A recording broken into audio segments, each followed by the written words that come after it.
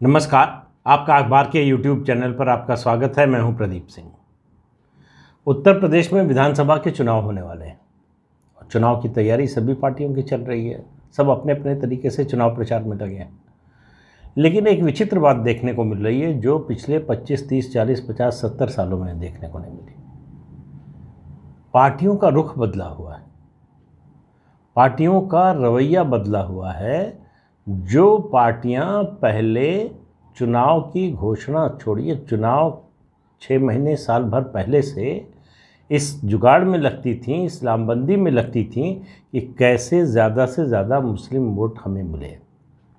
BJP के अलावा जाहिर है बीजेपी को न ऐसी कोई उम्मीद थी, न है और न वो इस तरह की कोशिश करती है। लेकिन बाकी पार्टियों को क्या हो गया, ये आप मान कर चलिए मोदी और योगी राज का इफ़ेक्ट है। और किस तरह का परिवर्तन आया है कि आपको अगर आज से 7 साल पहले ये बात बताई जाती तो आप कतई विश्वास न करते, आप कहते कि ये झूठ बोल रहे हैं। लेकिन अब हो रहा है, सामने दिखाई दे रहा है, सार्वजनिक रूप से, कोई लुका छिपा, कोई मतलब छिपी हुई बात नहीं है। शुरुआत करते हैं समाजवादी पार्टी से, सबसे बड़ी विपक्षी पार्टी है। पिछला चुनाव आपको याद होगा 2017 का। अखिलेश यादव अपने पिता मुलायम सिंह यादव से नाराज़ हो गए थे, उनको पार्टी के राष्ट्रीय अध्यक्ष पद से हटा दिया था। पिता पुत्र में बातचीत है कि नहीं ये मीडिया के लोग बताते थे, कोई कहता था है, कोई कहता था नहीं है।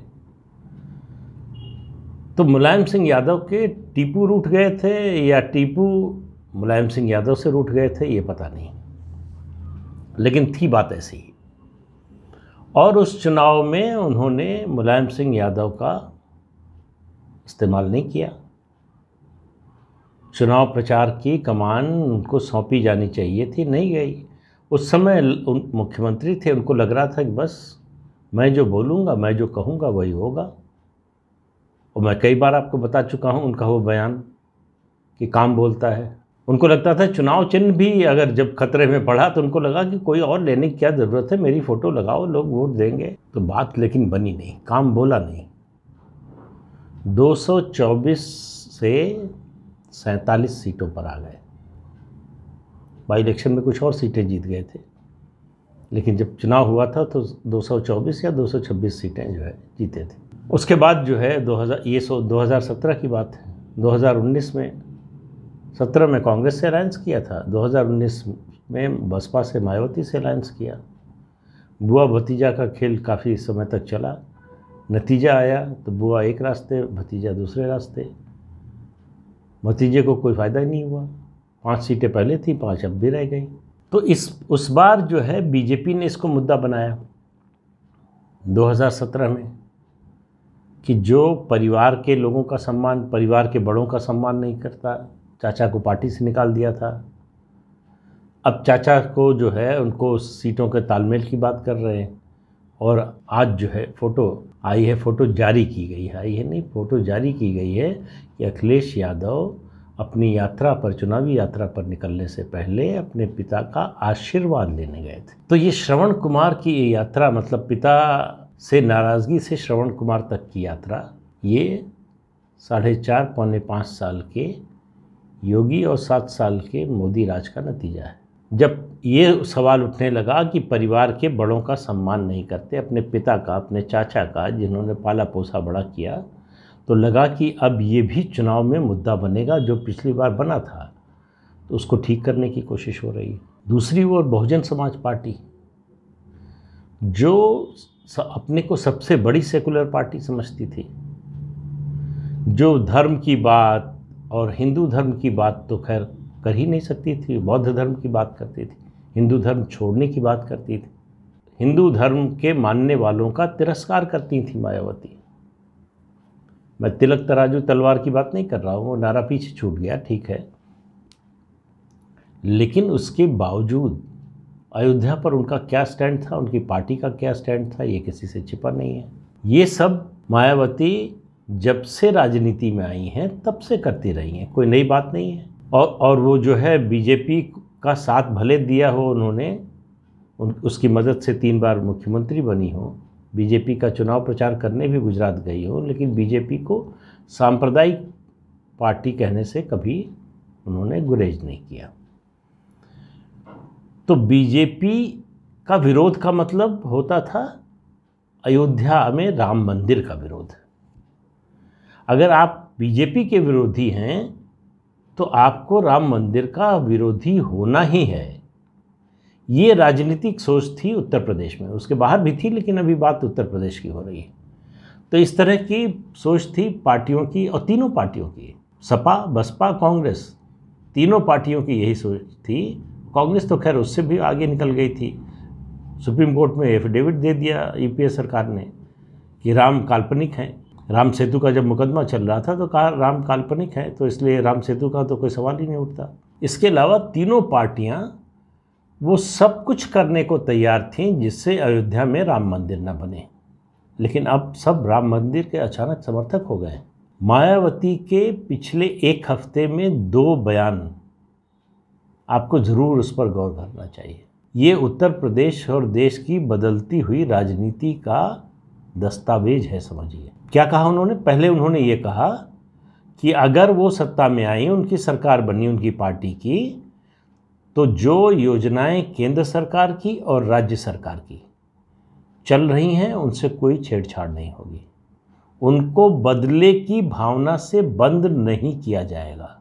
मतलब इससे पहले बदले की भावना से केंद्र और राज्य सरकार की, पिछली राज्य सरकार की योजनाएं बंद की जाती थी। तो इसका क्या मतलब है?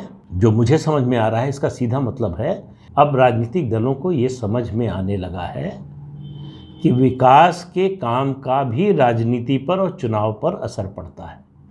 आप विकास करके भी चुनाव जीत सकते हैं। ये कोई मामूली बयान नहीं है मायावती का। अखिलेश यादव को अभी हेठी लग रही है इस तरह का बयान देने में। उनको लगता है कि जो कुछ हुआ है पिछले 4.5 पौने 5 साल में, दरअसल वो तो वही करके गए थे, नया तो कुछ हुआ ही नहीं है, तो इसलिए वो इस तरह का बयान नहीं दे सकते।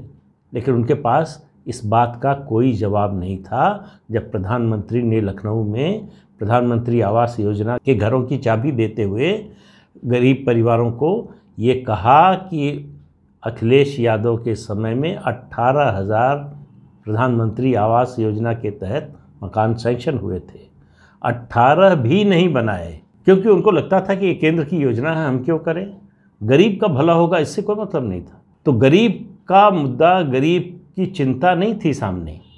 केंद्र सरकार की योजना है, इसके लागू होने से केंद्र सरकार को और जो सत्तारूढ़ दल है उसको फ़ायदा हो जाएगा, इसलिए लागू नहीं किया। वरना आज से 5-6 साल पहले जो है कम से कम 18,000 और उसके बाद दूसरी खेप आती, उससे ज़्यादा लोगों को अपना घर मिल चुका होता। उनको घर अगर नहीं मिला तो उसके दोषी केवल और केवल अखिलेश यादव है। तो मायावती की बात ये समझ में आई कि ये जो अखिलेश यादव ने किया उसका खामियाजा उनको भुगतना पड़ा, तो अब हमको ऐसा नहीं करना है। तो वो लोगों को बता रहे हैं कि देखिए, और दूसरी बात ये भी है, देखिए केंद्र सरकार और राज्य सरकार की योजनाओं का इसका मतलब ज़मीन पर बड़ा असर हो रहा है।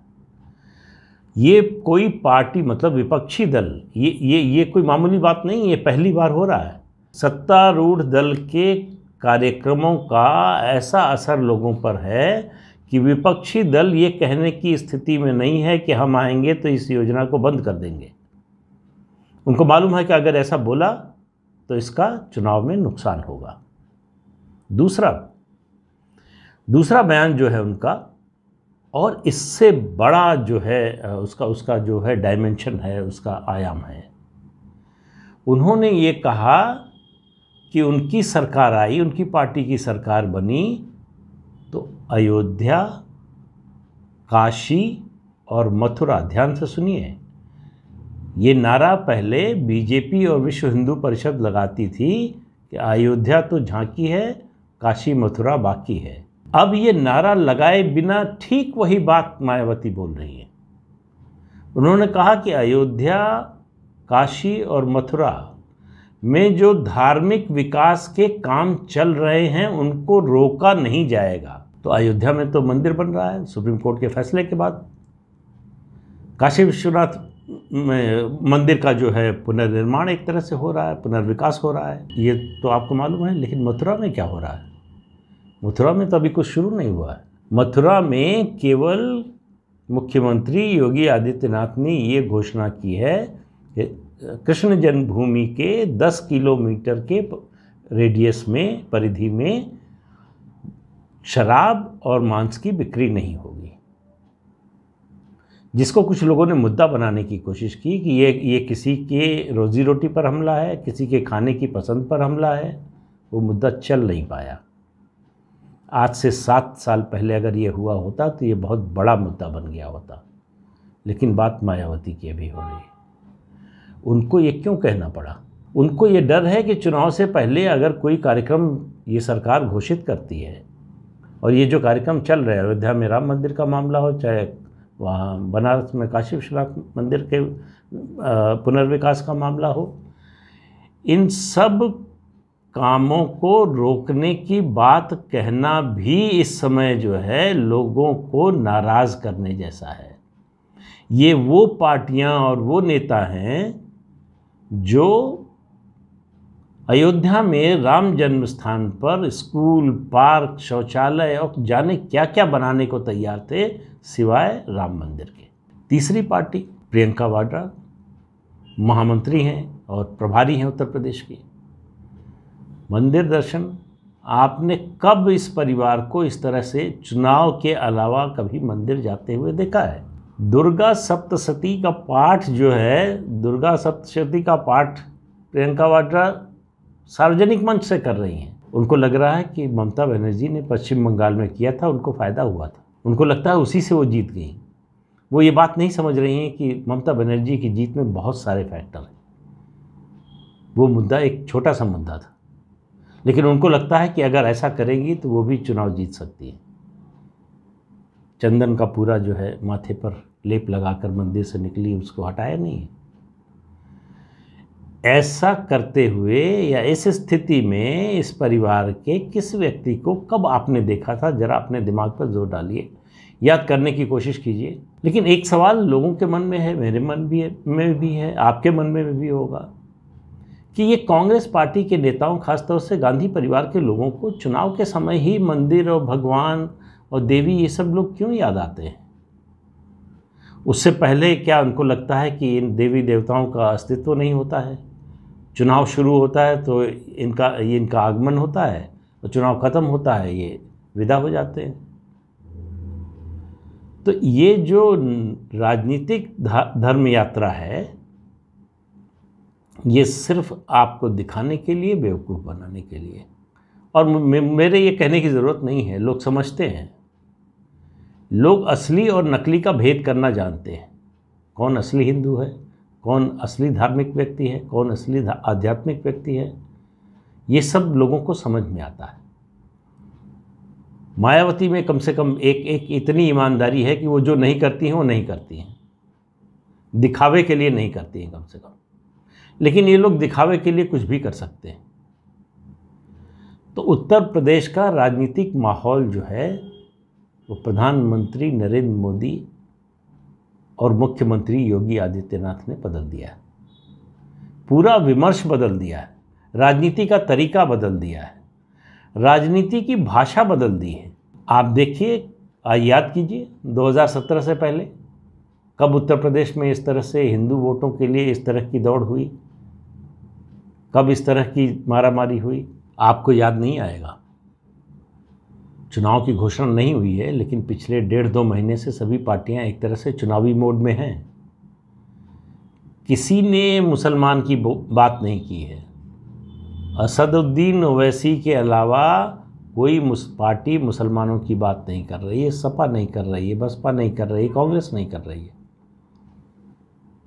तो ये जो मंदिर के फेरे हैं, मंदिर का चक्कर है, ये आने वाले दिनों में इन पार्टियों के नेताओं के और लगने वाले हैं। दरअसल ये लोग अपराधी हैं इस देश के इतिहास को छिपाने का, दबाने का, हिंदुत्व की धारा को ख़त्म करने का। अगर सनातन धर्म में इतनी ताकत ना होती तो ये लोग उसे अब तक ख़त्म कर चुके होते हैं। जो आक्रमणकारियों ने किया वो तो किया ही, उसके बाद जो हुआ मैं उसकी बात कर रहा हूँ। जो आक्रांता थे उनको हमारा नायक बनाकर हमारी किताबों में पेश किया गया, और जो पीड़ित थे, भारत को ये अभी विक्रम संपत ने एक कार्यक्रम में, एक टीवी चैनल के कार्यक्रम में कहा उन्होंने कि ऐसा लगता है कि हम कोई युद्ध जीते ही नहीं, बिना युद्ध जीते हम आज भी बने हुए हैं। ये इतिहास हमें पढ़ाया जाता है, हमारे वीरों के बारे में, हमारी वीरता के बारे में, हम युद्ध में हमारी विजय के बारे में। ये सब बातें या तो छिपा दी जाती हैं या इतनी कम बताई जाती हैं कि उनका कोई असर ना हो। तो मैं फिर कह रहा हूँ, ये बात मैं जब भी इस तरह का मुद्दा आएगा बार बार कहूँगा कि देश बदल रहा है। तो आज के अंक में इतना ही, अगले अंक में फिर मिलेंगे किसी नए मुद्दे के साथ। तब तक के लिए इजाज़त दीजिए, नमस्कार।